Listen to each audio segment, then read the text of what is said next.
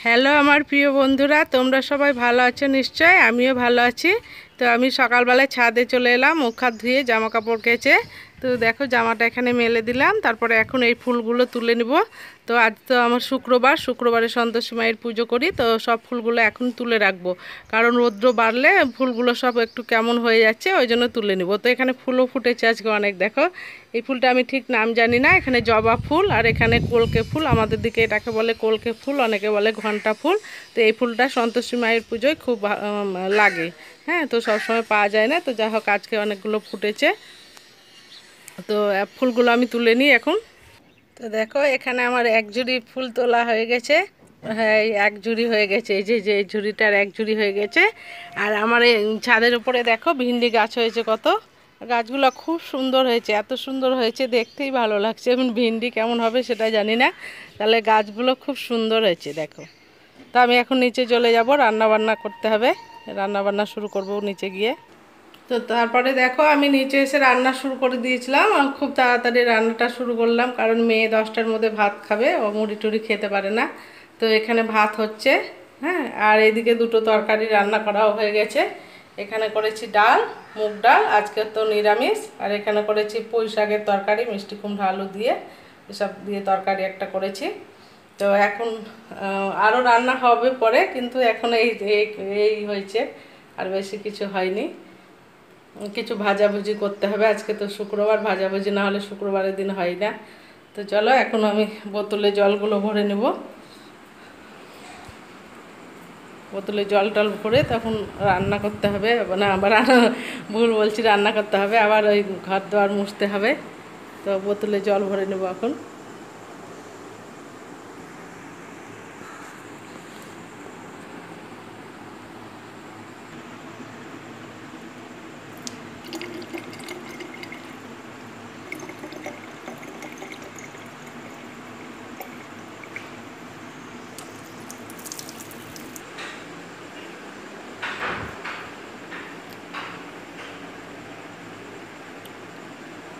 তো দেখো আমার বোতলে জল ভরা হয়ে গেছে।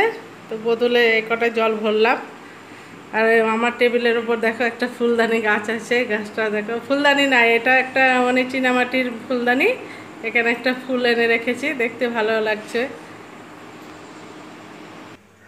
তো আমি এখন জামা কাপড় কিছু আছে, তো সার্ফে দিয়ে নেব। তো হ্যাঁ বন্ধুরা, তোমাদেরকে যে বলছিলাম যে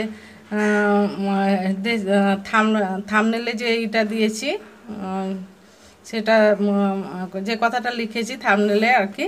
তো অনেকের যাদের টাকা আছে তাদের কষ্ট, যাদের টাকা না আছে তাদের কষ্ট। তো সেটা কেন বলেছি বলো তো, মানে যাদের টাকা পয়সা নাই তারা সবসময় ভাবে যে আমার যদি একটু টাকা পয়সা হতো বা কিছু ইনকাম করতে পারতাম, তাহলে হয়তো এইটা করতাম বা এই জিনিসটা কিনতাম।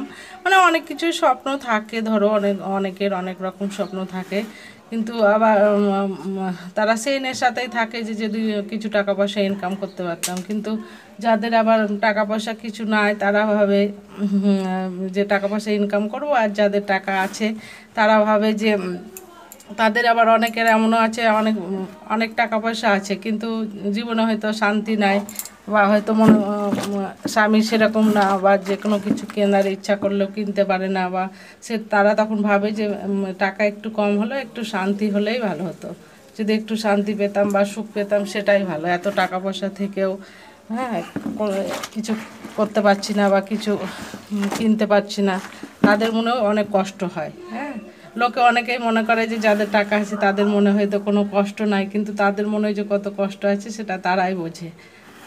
মানে থেকেও যে করতে পারে না সেটা আরও কষ্ট, যার নাই সে তো করার চেষ্টা করে, আর যার মানে থেকেও কিছু করতে পারে না তাদের মনে আরও খুব কষ্ট হয়।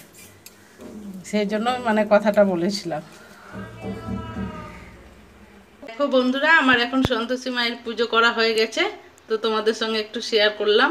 পুজো করা হয়ে গেছে, একটু আগে হয়েছে, তো তোমাদেরকে একটু দেখিয়ে নিলাম। তো দেখো আমি এখন সব খাবার দাবার নিয়ে বসে গেছি, খুব খিদাও পেয়েছে, সকাল থেকে খাইনি তো তার জন্য। তো আলু সিদ্ধ, বড়া ভাজা, মুগ ডাল, আর এই তো পুঁই শাকের ঘন্ট, আর হাঁড়িতে আছে ভাত। তো আজকের মতো আমি ভিডিওটা এখানে শেষ করছি। আর আমার ভিডিওটা যদি তোমাদের ভালো লেগে থাকে তাহলে লাইক করবে, শেয়ার করবে, সাবস্ক্রাইব করবে, আমার পাশে থাকবে। তো আজকের মতো ভিডিওটা এখানেই শেষ করছি।